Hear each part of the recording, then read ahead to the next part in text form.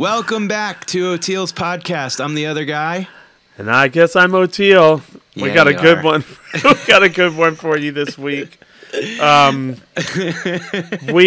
We're hoping to have this air during the days between, but you know, life just happens. But we had Trixie Garcia on this week and felt very, very blessed and lucky to have her.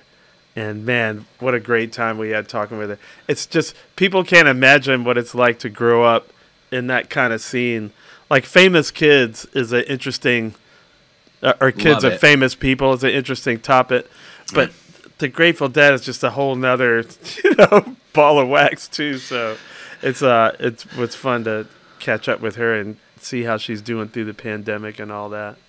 And we had a conscious effort to not, when we talk to anybody that's the son or daughter of anybody, like, you don't want to just make it about their parents, right? Like Chris Farley.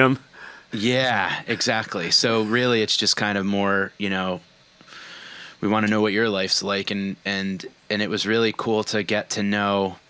See, the thing that fascinates me, I asked Annabelle the same question about what music did you seek out? Just because you grow up in a music scene doesn't mean you like the music that you were born into, Like, we just assume, like, hey, does Stella Blue mean as much to you as it does to me? And it's like, nah. So, it was cool to hear her musical story and, how she escaped the anxieties of this pandemic and all that stuff. So it was really cool to chat with her, and something about Jerry's kids that just, you could see and hear Jerry in them when they talk. It's kind of wild, isn't it? Man, having never known him, but seen a lot of videos and heard a lot of interviews of him, you do feel like, a certain laugh or the timbre of the voice or something, it's an interesting, palpable feeling, It sure is. It's nice. And another amazing chat. And we're also super stoked to have her on because we are sponsored by Garcia Handpicked Cannabis, which is an honor. And it's nice to taste the product and wear the shirts and anything to support the Grateful Dead world. We're happy to be a part of it. So go to GarciaHandpicked.com and find out if it's available in your area. And if not, write your congressman or whatever you got to do. We're here on Osiris, home to so many great podcasts, osirispod.com. And check us out on Patreon. We've got a lot of cool stuff happening over there. Patreon.com/comesatimepod. Once again, I'm the other guy. This is Oteil. Enjoy the episode, everyone. We love you. We sure do.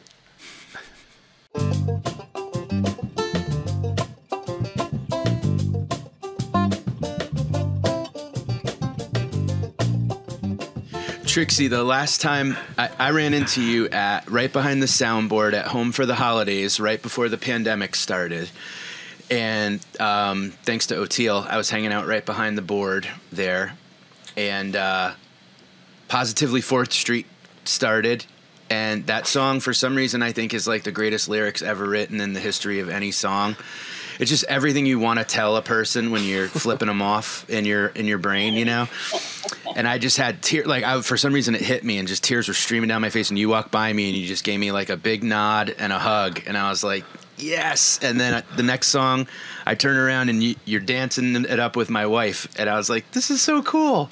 So that was a lot of fun. That was the last time I saw you. So remember when we could do that? When you could just give a random person a hug? Yeah.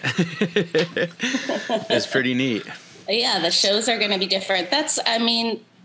Staring at the stage gets really boring for me because I feel so judgmental towards all the musicians and whatever their microaggressions towards each other or whatever. So yeah, the real joy is in the stands with the fans, and you look around and you see all these different emotions, all these different stories, and that's really a beautiful thing. I wonder how we're gonna, this is not good. This will air after we've started the tour. So we're doing this before tour starts for all of you guys out there. So I'm anticipating like, wow, how different it's going to be. You know, it's this whole, the word carefree or being carefree. Like, I hope it's not just over, you know?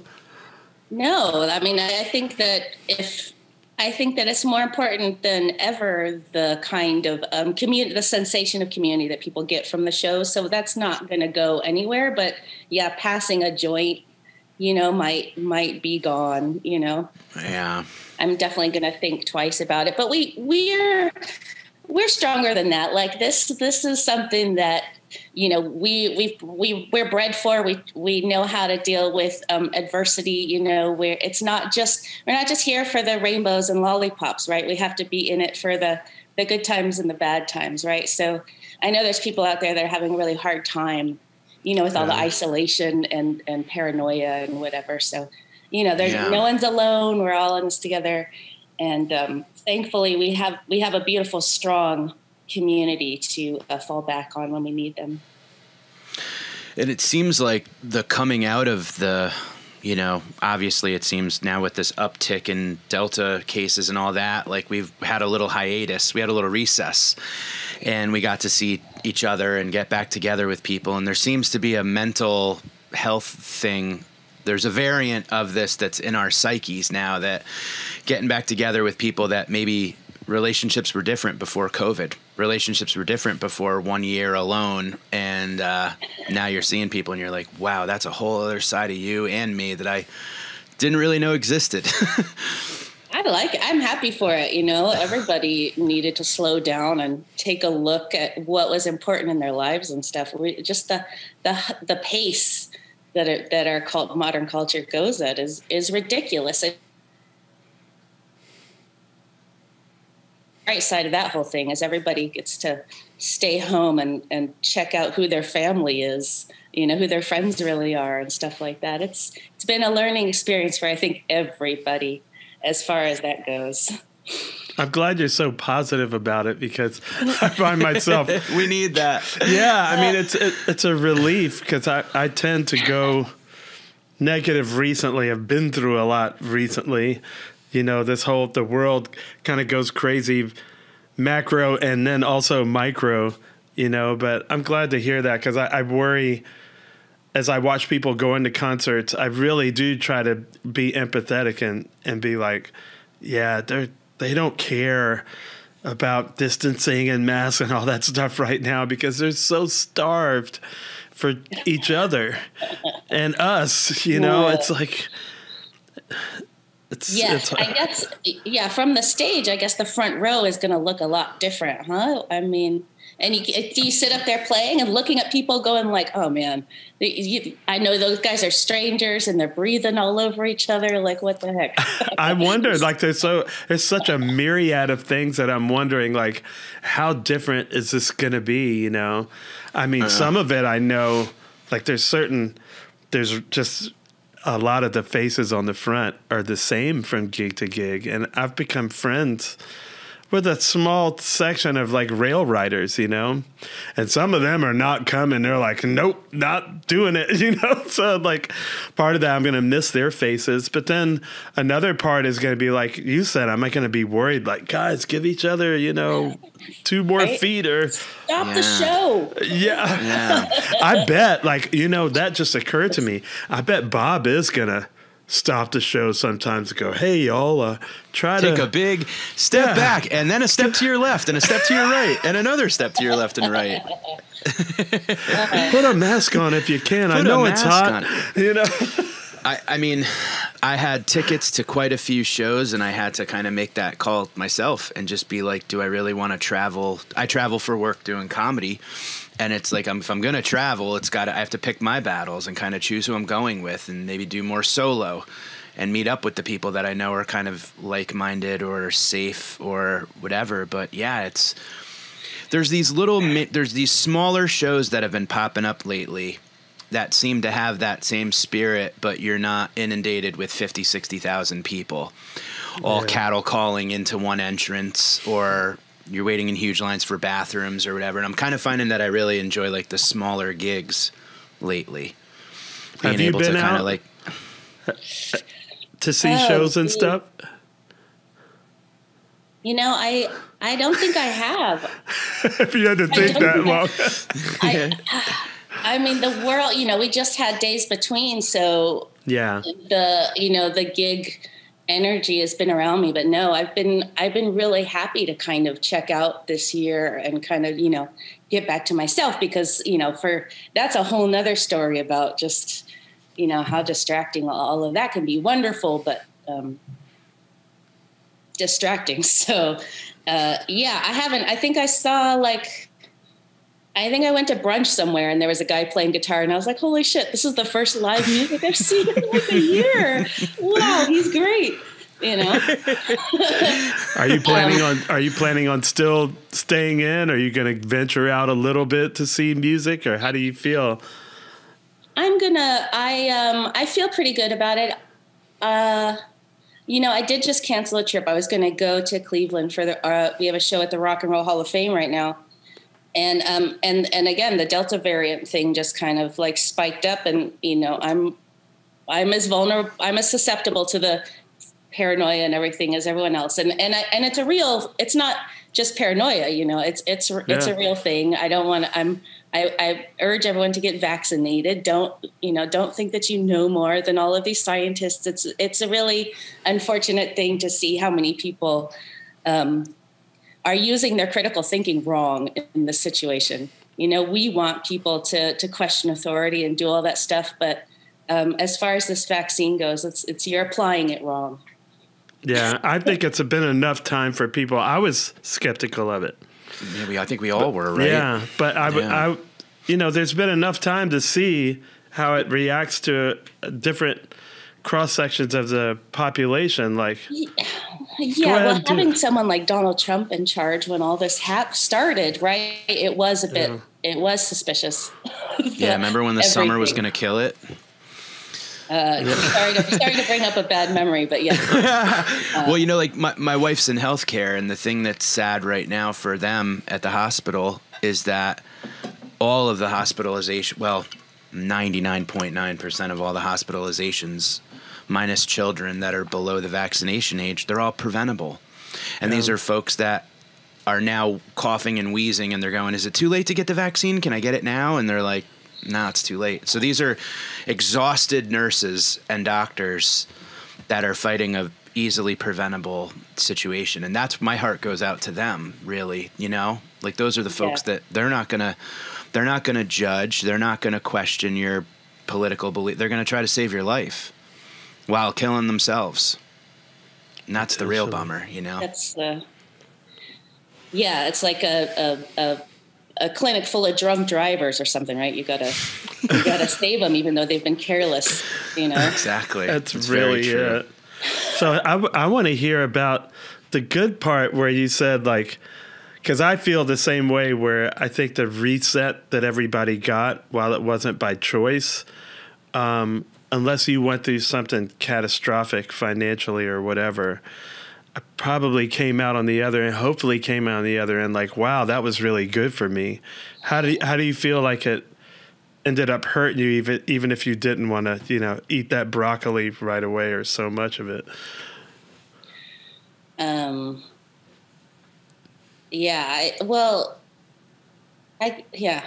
lost faith. I've lost a couple friends. Like, I had, one friend who, went down the like weird QAnon portal. That was very upsetting for me. Another friend who is anti-vaxxing,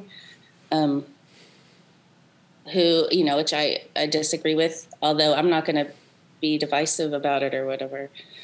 I don't know. I'm an introvert anyway, so I was like relieved a lot of the time. Like, oh God, thank God I don't have to go to these things, But it's just been so interesting. The news feed, everything. I don't know. So what I've been doing is just spending time in nature. I've been feeding the birds. I have 7 families of birds that I know, and I'm feeding. I feed the crows cat food in the morning. I've made friends with the woodpeckers. There's like a baby skunk on the property somewhere that I left out my leftovers for last night. Bad. I know that's dangerous. But yeah, our natural world is so wonderful, and that's kind of what stabilizes me when all the human stuff gets a little crazy. The marvel of nature and what has been brewing on this planet for millions of years, the delicate little balances between, the bees and the flowers and, all this stuff. So it's fascinating and helps me feel connected to something. We co-evolved with all this, with this whole planet. It's worth protecting. So, for me, watching the climate change cycle, ramp up and all that stuff has been very disturbing. And I feel like that's our most important calling as a species right now. We were given, we were put into this perfect, wonderful biosphere, that's everything's here for us. And, and just in 100, 200 years, we've, managed to destroy so much. So it's really important for people to, stop the sprawl, stop the consumption of resources, and try to protect what's left. Yeah. It's so interesting that you talk about the birds and you talk about your relationship with them. I moved from Queens up to the suburbs during this whole thing to get the hell out of New York when the pandemic was happening, and with my wife being at the hospital and stuff, we've got like a family of blue jays and cardinals that love the food we offer them. And then we have a couple of hummingbirds. So to keep my wife kind of like relaxed at work, I'll send her pictures and videos and updates of all of the birds. And she's like will call me the minute she gets in the car and she's like, wait, so what happened with the cardinals today? And I'm like, you're not going to believe it. Like, they were eating together at the feeder, and I think we should get another one of those. But it's the nature thing. Like, literally, I think the only thing that has stayed somehow constant and silent, yet the loudest, is nature. Like being able to find just a quiet place to go. I joke, my apartment in Queens, my view out the window was another guy's bathroom. That's 100% true. Now I've got this deer and woodpecker and all this great stuff. And it's just, it's so cathartic. Well, it's funny, like all the people I know that have seemed to come out the best mental health wise are the ones that say they've really tapped into nature. So they're lucky to be, on a farm or whatever, or in different spots where that's available to them. But it makes me wonder, No, go ahead. I was saying it makes me wonder, like, with the climate thing, because the climate thing is the real thing. Like, now I'm even like, whatever about politics, like the whole left-right thing. You realize there's an asteroid coming for us, right? Like, metaphorically speaking. So I'm like, wow, if that goes, then what do we have? Like, our mental health is going to be in real jeopardy when nature's no longer an option. What do we do then? Kind of puts things in perspective, doesn't it? Yeah, but stop all this, all this dumb little squabbling over bullshit and look around. Yeah. And if you don't have access to a park or a window that isn't someone's bathroom, YouTube has some great videos. It's like the whole slow TV thing where you can just get on someone's hike. They do like a 3-hour hike and you just kind of bob up there in the camera. The guy who does the Crime Pays But Botany Doesn't show has been really great. And he's just like a total... What is that? Crime Pays But Botany Doesn't? Yeah. Oh, it's a great... He's a botanist, but he's like a Chicago guy. So he's like, oh, look at this little fucking flower with the little... look at that. Oh, look at that little guy. Oh, look at this. He's got... he's speaking like a modern person, but he's talking about, the intricate, construction of little flowers and stuff like that. And he goes on hikes and he just walks around and say, hey, look at this. This is a, Fabiosche or whatever, Latin word. Just to surround myself with intelligent broadcasting, Yes. It's like, the dumbing down and of everything. So I've found myself trying to find really geeky podcasts to listen to. So I feel like I'm hanging out with smart people. Yeah. That's great.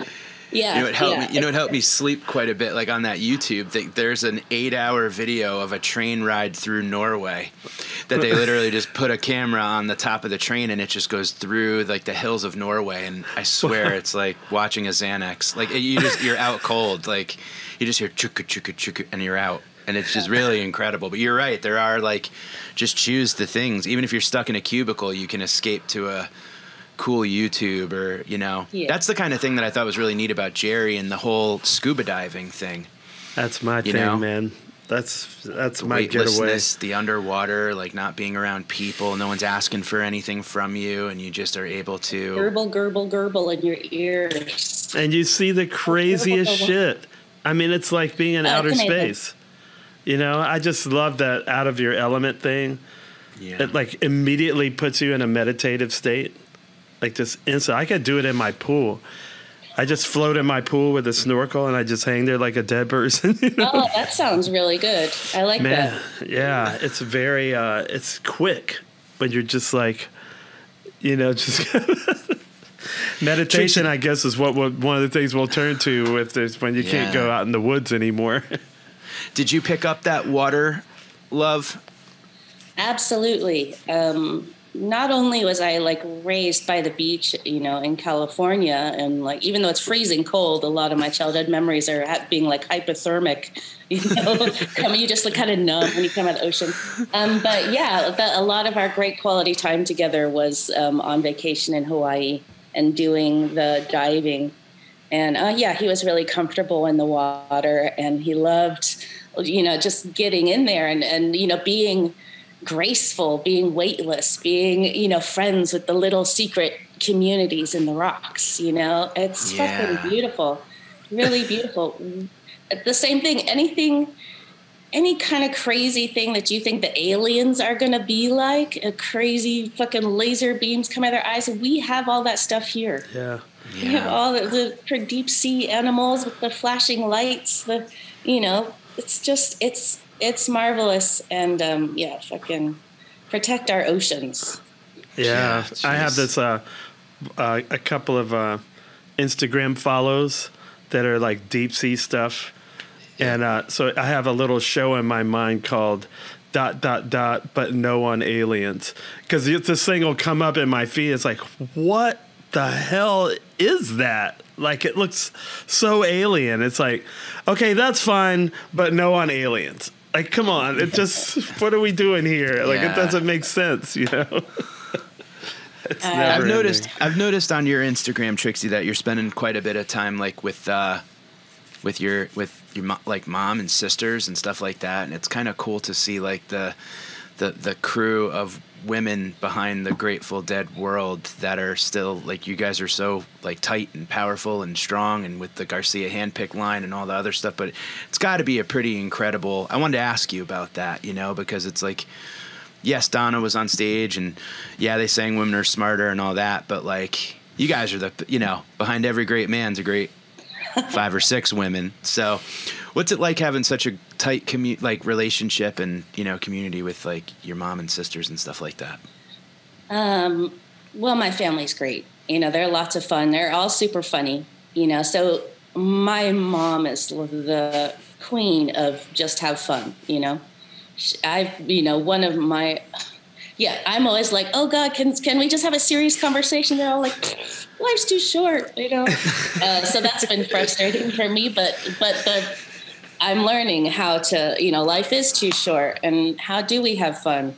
Psychedelic family, and we're very tight. You know, my mom and Jerry broke up, you know, shortly after I was born, and we were kind of like on the road, you know, being nomadic. And you know, we did like homesteading. You know, my mom took us to rural Oregon where we all learned how to like chop wood and, you know, feed the cows and, you know, do all this crazy hard labor. And, you know, the part of that also learned from the Ken Kesey scene, this kind of work-play balance. You know, they all worked their asses off every day and got shit-faced every night, you know. You know, not that I condone shit-facedness, but you know what I'm saying. Work hard, play hard. Work hard, play hard. You know, like, I've got a pretty strong work ethic from that, and my mom, and having, you know, us being like sustainable and doing this, or self-reliant, I guess I would say, doing canning and all this kind of stuff.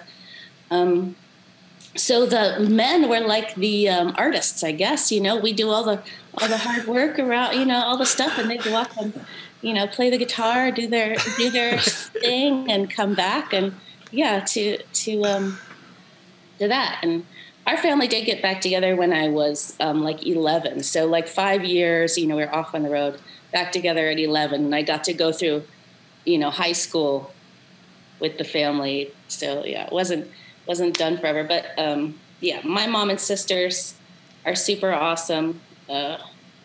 Like fun, like a barrel of monkeys. We like Christmas is like all gag gifts. My mom loves nothing more than like her fart cushion. She loves little whoopee cushions and woo, woo, woo. She's like endlessly a prankster. It's hilarious, and she's a real treasure. She's a treasure. But I live in California, and my family lives in Oregon, so I don't get to see them there very much. But when how's your part of California doing? Because I heard the fires are already like getting crazy.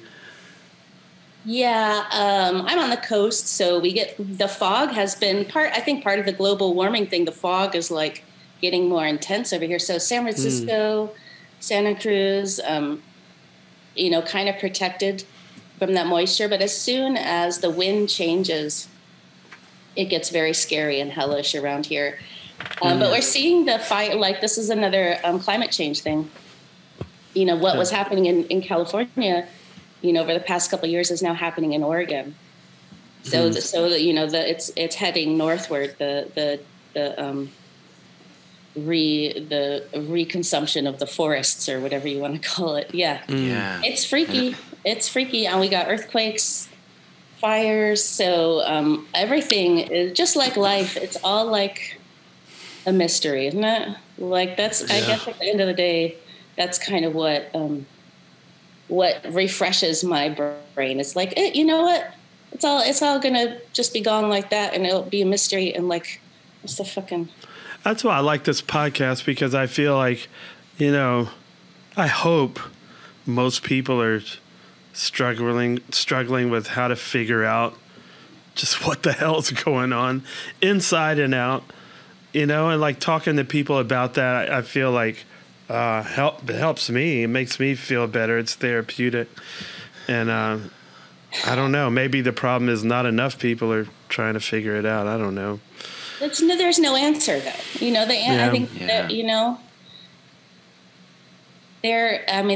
that, that's like, I don't know. I find solace in the mystery at the end of all of it. Like no, it puts it back into a carpe diem kind of live in the moment kind of attitude. Yeah. Our brains are far too complex for this, and we're creating problems where there aren't problems, and we're wired to look for threats. That's the hard wiring hasn't changed much. So that's why it's always negative news, because no one's really looking for the good things. So that's, you have to kind of train yourself to kind of balance your intake of news and information in a way that helps you not feel totally depleted and hopeless, right? So make sure you go find some good news every day. That's 100% true. There's something you said there too that's like we're always creating problems where there aren't any. Mm-hmm. And, and like walking my puppy around, I run into people and they have to somehow monkey wrench a political thing into a conversation just to see what your reaction is, right? If they talk about the Pelosi palaces or if they talk about stupid McConnell or whatever, and I just go, I watch cartoons and listen to the Grateful Dead. I'm like, I really don't know much about politics, or I don't know who you're talking about. And I play dumb. Like, I literally, like, if someone brings up Pelosi, I'm like, is that Walking Dead or is that, like, Handmaid's Tale? Like, I pretend I don't know who they are. It's both. Yeah, totally. Yeah. Game of games. And they just leave me alone. It's kind of like this amazing thing that, like, people have this innate need now to...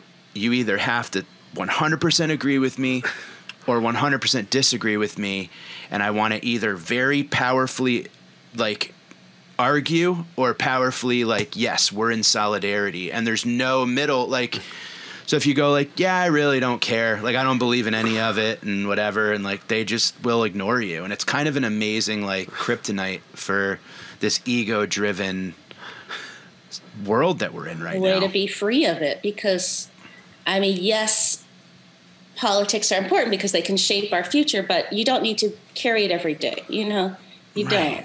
And it doesn't need to be, you know, they've used us like pawns in their dumb fucking little games, you know, and we don't try not to get sucked into those traps. Yeah. Good for you. Good for you. I want to encourage, you know, deadheads to be, involved. You know, too much of the 60s resulted in people checking out, you know, and it left a lot of stuff unaddressed, you know. So there's still a lot of work to be done, and people need to stand up for what's right. You know, it's important. It's important. People with that, you know, the personal thing and then the group thing. So, you know, personally, you go float around and, you know, watch cartoons, but, you know, collectively, we got to look out.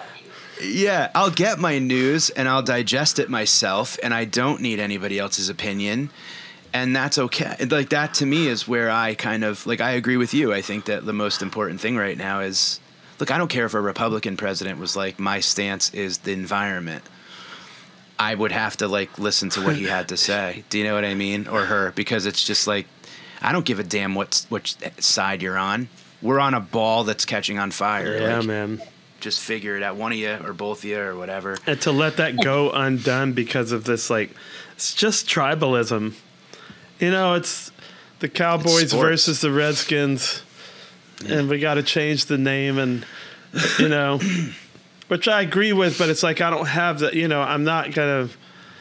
If the team loyalty becomes more important than climate change, then it's all bullshit.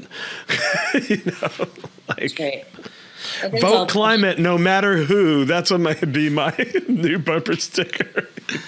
You know? Yeah. When we were we chatted with your sister, and I'm always interested in folks that grow up around a music scene, right? Like, you don't choose what band your dad's in. You don't choose what, you know, like, do you growing up, did you kind of like, you know, of course you got to listen to the Dead because you're backstage and, you know, you're on the bus. Growing up, did you ever kind of go like, hey, you know what? I think I want to go check out my own music. I think I want to go like, what was your musical path? Yes, absolutely. I got up to about Led Zeppelin on my own and was like, whoa, this is like too close to home. Like you know, it was great, but like I couldn't go any further down that rock and roll path. Yeah. I discovered jazz and hip hop. You know, and that was my passion. I thought it was the most wonderful thing ever, you know? So I was not, and you know, Grateful Dead to me was like it's one long song. Like, you can't tell me it's not just one song with different interludes and choruses, right? So awesome to hear you say that. Yeah. So and then Jerry died, you know, as 20. So now it's like, oh, everything, you know, listening to an album is full of just all this stuff, you know? So I get so much from it, but it can be draining at the same time. So I have a weird relationship with the Grateful Dead music. It is wonderful music. It's really the best. And my dad, obviously a very talented musician, but yeah, I got it. I was excited to go see Heavy D and the Boys, you know, I was, you know, doing my own thing. Yeah, I thought hip hop, and I still believe hip hop is one of the most beautiful, you know, stories of ever. You take, you know, the Black struggle and put it in music, and then the knowledge is power. You know, all this stuff. It's an amazing thing, and these, you know, yeah, good music is so valuable to human culture, and it's. Yeah, I don't even know it. It's awesome for you to hear you say that. I'm a huge hip hop freak too, and I love like the New York, like De La Soul and Tribe Called Quest and Nas and like Native Tongues totally. and all those guys. Like I was, I had my own radio show in high school, right? Nice. And I played just hip hop stuff. All the stuff with De La Soul, 3 Feet High and Rising was dropping. We had like the single on vinyl. So excited. No one else in my school, like it was like 1990. No one else knew what the heck that was. I ended up hanging out with the Hieroglyphics crew in the Bay Area. I lived with Del the Funky Homo Sapien for a while. No way! Yeah, wow! Yeah, this is all stuff I grew up famously, with. Yeah, I knew the guys in Digital Underground. Rest in peace, Shock G, who passed away last year, and and through them, Tupac. There was a whole really like vibrant hip hop scene in the Bay Area at that time, and I feel really lucky to have been there and to, in my own way, had been around kind of greatness. In my youth. So, and it's interesting to see, how, my mom was, hanging out with like Neil Cassidy and all those guys too. It's just interesting how the world works like that. And different generations have their little nuggets of treasure there. So what got you into the jazz? Just exploring all the different kinds of music? Yeah, I think my dad had a great record collection, and I was pulling records, I think, for, my radio show in high school, trying to find cool stuff, What was the name of your radio show? I don't know that it had a name. It was just my high school radio, like 5 watts, you couldn't get it like off the campus. It wasn't like anything serious. But it was a federally funded program that was in my high school, and I thought that was a cool thing, neat. And I hope that's going on somewhere else. Yeah, that kids are getting into that. And then I love radio. Like, our phones are able to get FM radio, but they don't put it in there, right? I was like, oh, no, you can get it online.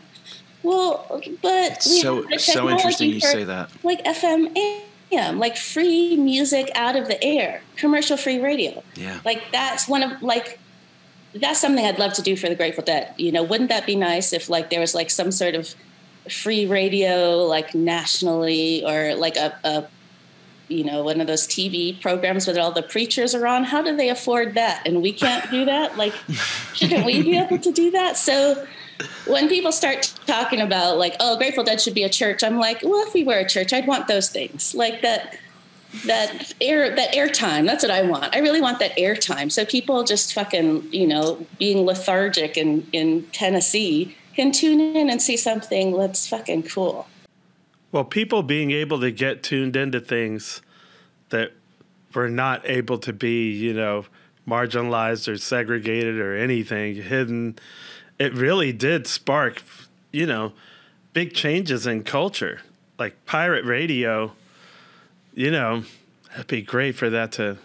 It's on my bucket list. I want to build an antenna right here. That's a cool project. Yeah. Let me know if you need help. I'd be happy to. That's a thing that like when one of my uncles, God rest his soul, he was one of the coolest dudes, and he turned me on to the Beatles and all that stuff in his record collection. And Sherlock Holmes was a thing that like he like had the old Doyle books and I would read them, but he had one of the Navy radios that had like a giant band on one side that you can like you could tune into like ham radio. The ham radio. Yeah. So like on Christmas we would go to his house and we would be able to listen to like a guy in London on their radio waves reading like Dickens' Christmas Carol or whatever, and you could just hear it. Just felt like we were teleported to like another place. And then you can listen to Scotland, and you could listen to like an Arabic station, and it's just to hear the different intonations and tones and frequencies that other languages in the world spoke like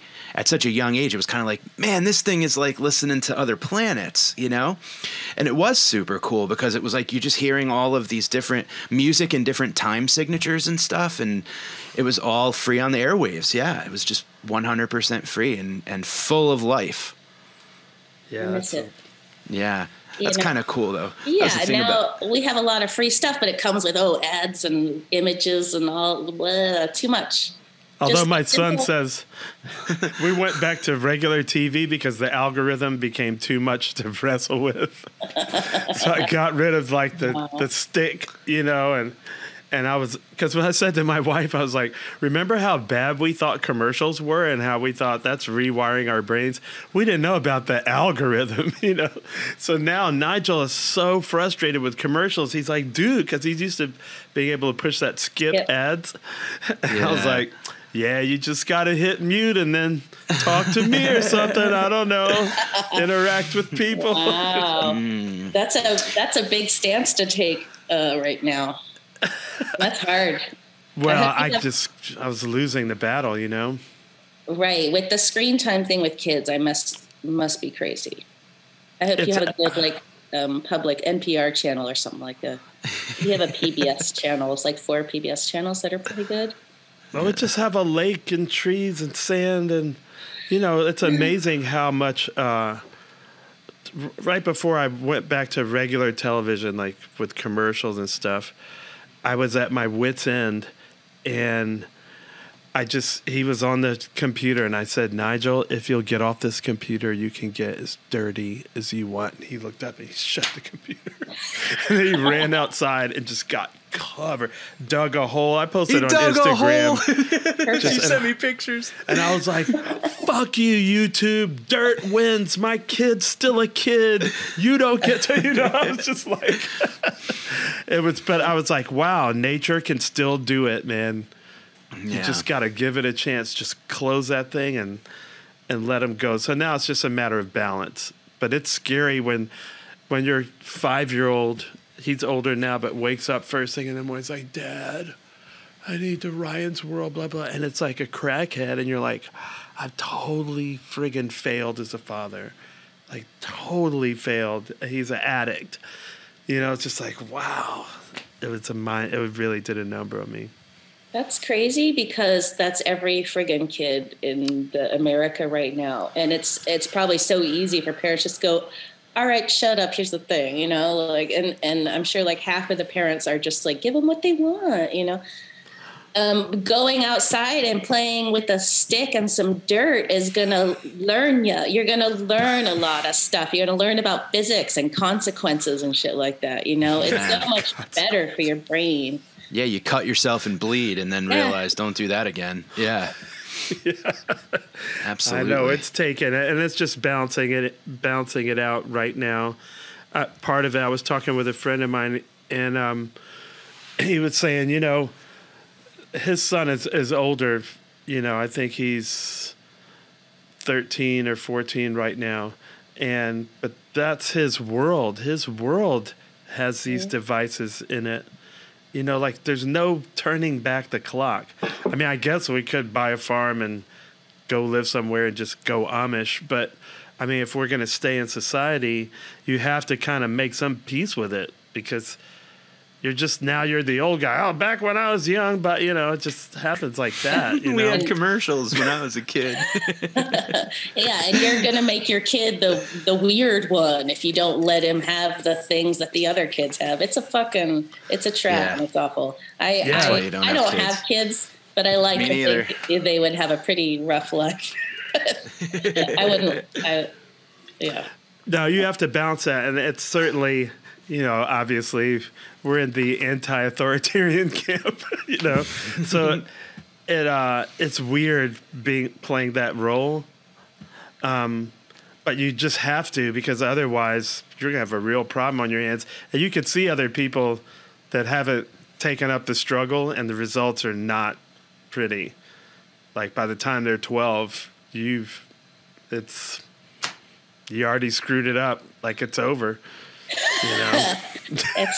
There's hope for even the worst kids, but yes, as far as being a parent, you got to stand up and be willing to be unpopular with your own kids for a minute.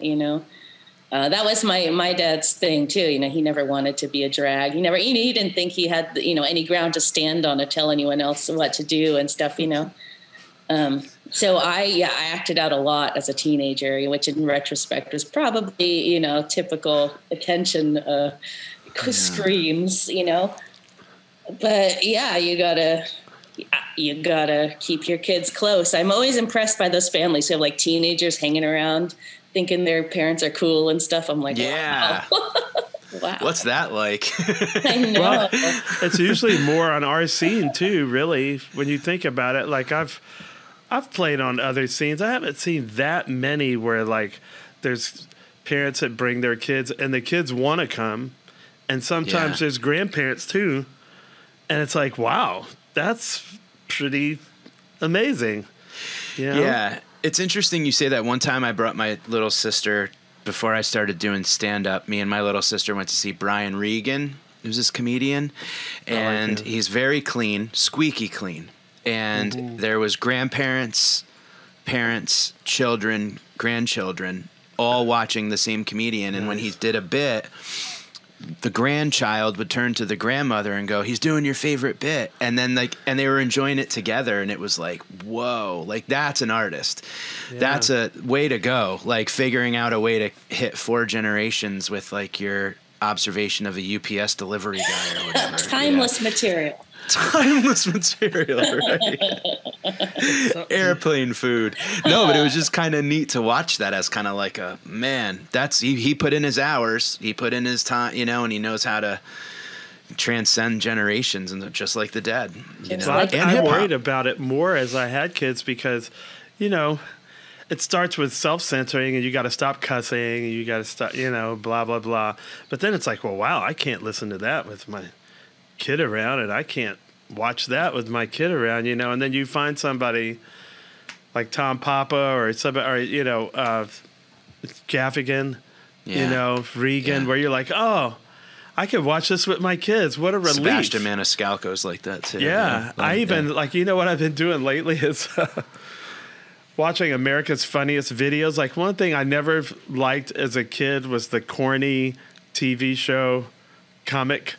And I think on this version is Alfonso Ribeiro, and he's on purpose being like, but it's so much fun with my son that I'm actually like seeing it on a different level. Like I'm really grateful for it.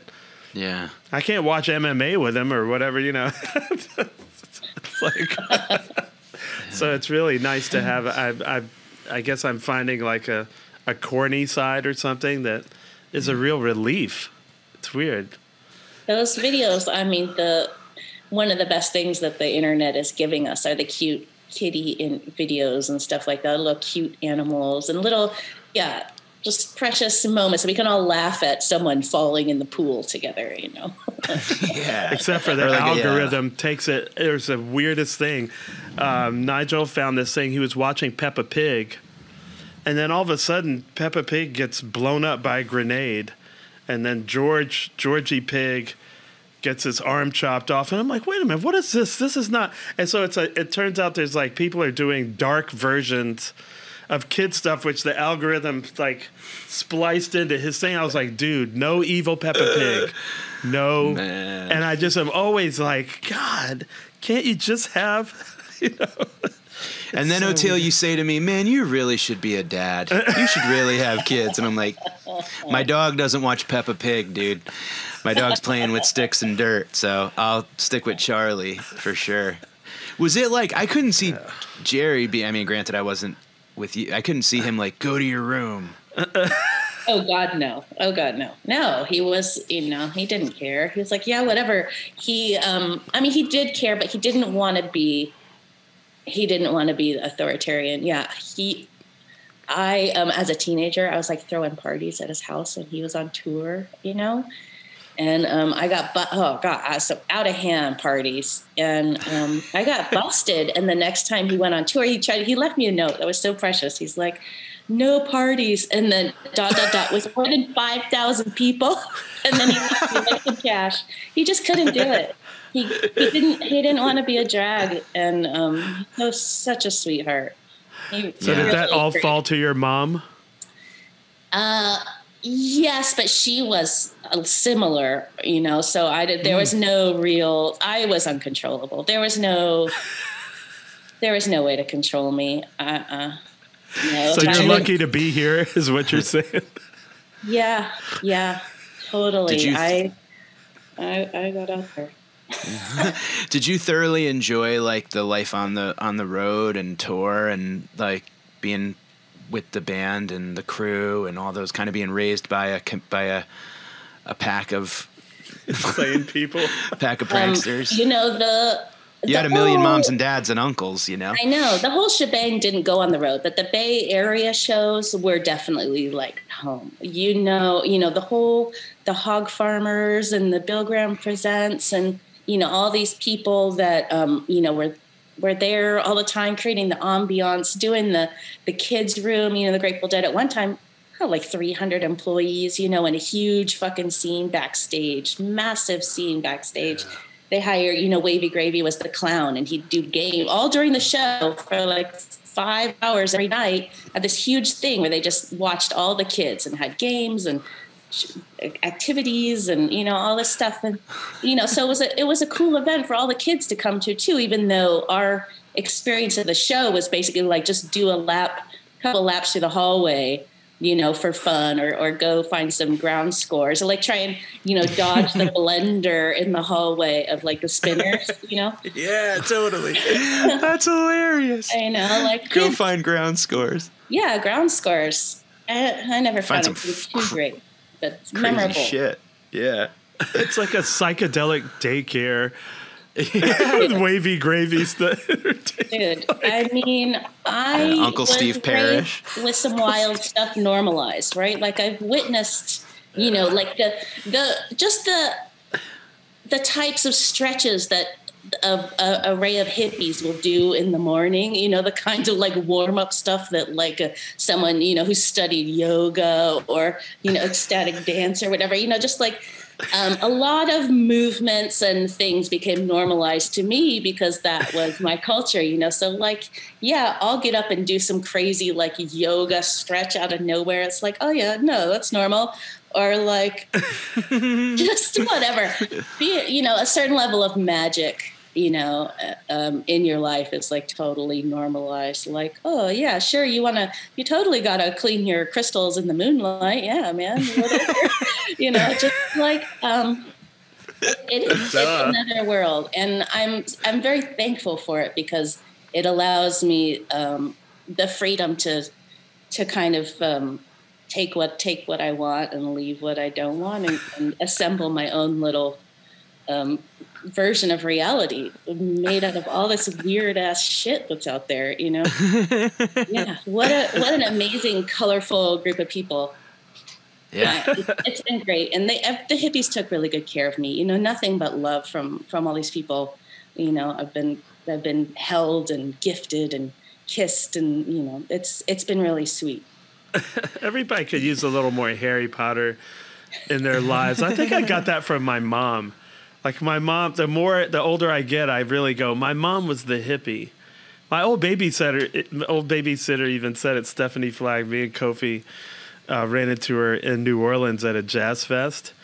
And so we're talking and, getting, as adults now, we're seeing the picture as she tells it.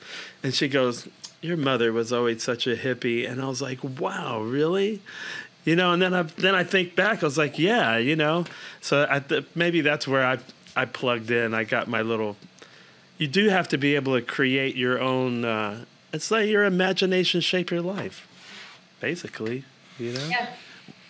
When we had your mom, we had your mom on, and she talked about how it was all about like being game, and being like available, and being like ready to get like. That's the thing I think I'm so stoked to hear that like you in the hip hop world, like that to me is so neat because it's like, that's such a rich American scene, like jazz and like the Grateful Dead, that it's a purely American experience thing. And to get into it with that upbringing of watching twirlers like stretch, but to be able to see like someone scratch a record or someone like freestyle, like that must have been like you know, I'm fascinated by the history of jazz, and I'm fascinated by like the history of the pranksters and bluegrass and all that stuff, whatever, because it's like, where did it come from? And all these things bring it into one. And like you said earlier, like the experience that fed the lyrics of hip hop, right? So it's got to be kind of neat to come from the dead scene and go into a young, vibrant 1990 was like early. I mean, hip hop was what, two decades old, at maybe a decade and a half old. So you had that whole like, oh, neat, like this is another like young American scene. Yeah, like a renaissance. Seeing an amazing cultural event unfold here. And it was so promising because the, uplifting of a nation of oppressed people and giving them having taken their voice and, musicality and, just fabulously beautiful fucking scene. And, if you've never, one of my favorites is The Last Poets too, Gil Scott-Heron, that whole scene, just beautiful, it's so awesome to listen to. Did you ever? And social commentary is all baked in, Whitey's on the moon. It's a great fucking song, and the passing the tradition, the storytelling tradition, I guess, is in there too, right? Where you can covert, even if people are just jamming out, you're covertly delivering information, into their brains, and that's important. And I wish hip hop has evolved into a lot of different things, but I was really on that conscious, level. Yeah. So beautiful. Yeah. It's like go ahead. No, I was just going to say, it's like to me, like I missed the whole hip hop thing because I was like going back studying really old folk music, but now I see it like in that context, like it's the Delta blues and gospel of this time. It's just that folk music out of this time and place, and it's really cool. What was so cool about it too is like Bronx is burning, right? Like grew up like 60 miles or something from the Bronx and didn't realize it actually was legitimately burning. Like I didn't know that. Like we weren't taught that. And then you learn about it through hip hop and now through documentaries and everything else. You're like, Jesus Christ, the Bronx actually were set on fire while hip hop was like being made. And it's just like, it was the music that told, it was like you said, Trixie, exactly. It was like the oral tradition. It's the history that wasn't making the books. That's right. We got to learn a lot, a lot. You look at the, the beginning of a movement like Black Lives Matter, it comes from people sharing their stories, and the Me Too, all that stuff, like the things that I learned listening to hip hop about, like just the, fuck the police, all this stuff. It turns out to be fucking real. All that shit was real. And it wasn't just like, kids profiling and stuff. These are real stories. And, Chuck D is still like one of the only people I follow on Instagram. I'm very anti-social media. So don't, it's like a black hole to me. I don't want to be, be sucked into it. So I don't post much on social media anymore, but Chuck D is the only person I really follow just because, wow. And he makes art now too. Like he does paintings and stuff. I want to get one of those. When we talked with your sister too about like, that's the thing that I think that it should only be used for on you got your level is just like share your art, like somehow let people know where they can get it and where they can, that's really the only thing I think it's good for. Absolutely. For sharing good news and interesting stuff. But yeah, the whole makeup tutorials and stuff like that. Yeah, really sickening. Right. Yeah. And it's hard. It's hard to. I don't feel happy on social media. So yeah, Annabelle has been doing tons of art, and I hope that she gave you guys like links or has a website set up or anything. I have no idea. We shared a bunch of stuff, but we want to talk to you real quick about the Garcia handpicked cannabis. Yeah, line. we were Can you tell us what? To get sponsored by them. Thank you for your sponsor, and that we're partners. Which is they're so cool. Garcia Handpicked is a super cool group of people. Obviously, we're part of it, but the people at Holistic industries are good people. We've had a lot of fun, and they know that, they have like this budget for stuff. So why not, throw it around within our community? It's a win-win for them. They get to have some integrity, and that's really what it's all about, is not to come out here, like how we saw the Bob Marley brand rolled out. It was kind of like, how pathetic. But no, they're great, but that was really early, and they blew a bunch of money and kind of made celebrity brands seem like a ripoff. But but Garcia Handpicked is something that I've been trying to find a good deal for many years, because, I'm a cannabis user. I don't really drink much. I don't do other things, but I smoke a lot of weed. And I, obviously, Jerry had drug problems. I've been to a million concerts, and I know that the worst part of any concert is by the bar, where people are spilling drinks and puking and fighting, and bleh, it's just a fucking gross, thing. And the fact that it's so normalized in our country, like, here, have a martini and have with your kid on your lap, but have a joint with your kid on your lap. Well, okay, wait, but the smoke thing is real. But anyways. It's just that how normalized alcoholism, like, drunk drivers are just a part of life now. We just got to accept that people are out there fucked up and, putting our lives at risk. So, the whole drug war was total bullshit. And they were trying to oppress the war dissidents by creating the drug war. And now we have like Nixon on tape, or one of his dudes on tape actually saying that it was a purposeful thing that they were doing to black people and hippies, the drug war. It's fucked up. And look at where we are now, like 50 years later. All the fucking, everyone's in prison, and they've managed to successfully oppress all of their best people. Yeah, we had somebody on from Last Prisoner Project where they're trying to get out these people that are still in jail in places where it's legal. It's like, wait a minute, you legalize it. Like, let these guys out. What are you doing, Yeah. And think about how far back mental health, the fact that psychedelics were so demonized. Like, think about how many suicides, veterans and non-veterans, that maybe LSD and MDMA therapy could have saved, but, those hippies got a hold of it, and those club kids called it ecstasy, and now it's bad, So, I mean, it's all bullshit. But the thing that's beautiful about the Garcia Handpicked line is, like, the craftsmanship and, like, the quality that went into, like, the gummies are shaped like little picks, and there's, like, quotes from Jerry, and there's, like, the hand on the joint holder. I just noticed which shirt you had on. Yeah, that's a good one. Yeah, I love this one. It's my favorite. I got to lose weight so it fits better. This is in one of my, like, motivational t-shirt bins. I have, like, so many t-shirts that I won't throw out, and I'm like, it's labeled someday. I'll lose some weight. I see. Like the jeans. Yes. Yeah, totally. As a concert freak, it's like all these t-shirts that I bought when I was really high, and I'm like, I could fit into a medium, sure. Well, that's why you need kids. Someone to give them the shirts. Totally.